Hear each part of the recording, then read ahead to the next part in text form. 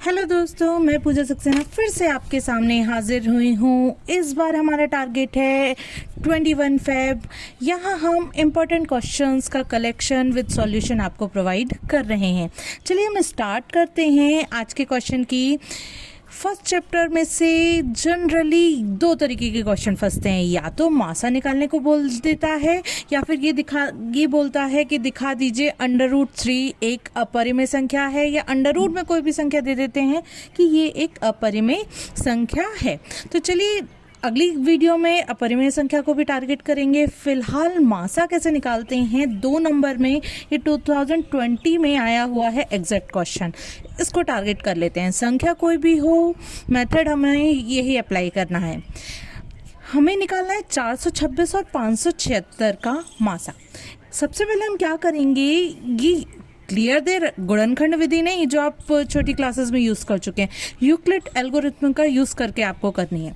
तो सबसे पहले हम इन दोनों संख्याओं में से देखेंगे कि कौन सी संख्या छोटी है। तो हमें 426 और 576 में दिखाई दिया कि 426 हमारी छोटी है, तो मैंने कुछ इस तरीके से लिख लिया कि 426 में मैं 426 का भाग दूंगी मैं किस में, 576 में। ऑब्वियस सी बात है, 426 और 576 आसपास की हैं तो केवल एक ही बार जाएगा, तो मैं कहूँगी कि यहाँ कितना आ जाएगा, 426 आ जाएगा।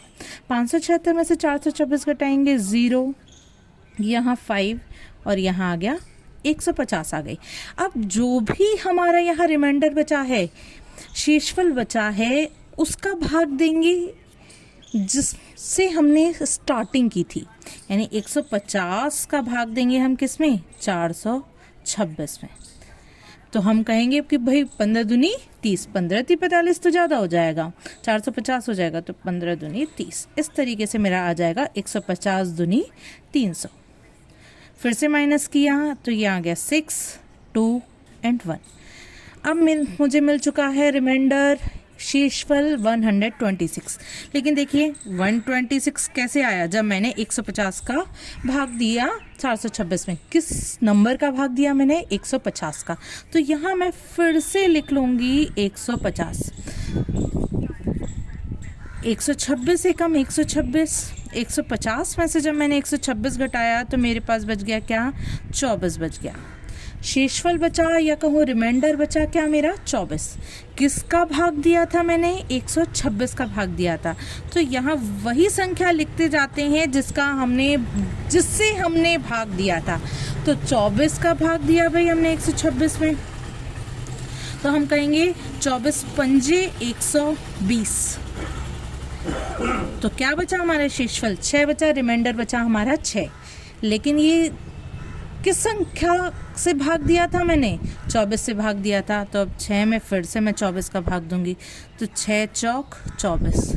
ये प्रोसेस हम तब तक करेंगे जब तक हमारा शेषफल 0 ना आ जाए, या कहीं क्रॉस ना आ जाए, या एम्प्टी ना आ जाए।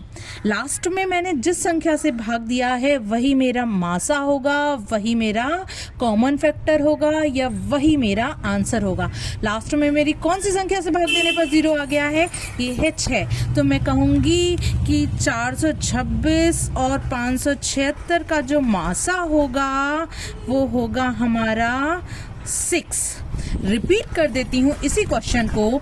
मुझे जिन 2 संख्याओं का मासा निकालना है उसमें से छोटी संख्या से मैंने बड़ी संख्या में भाग दिया।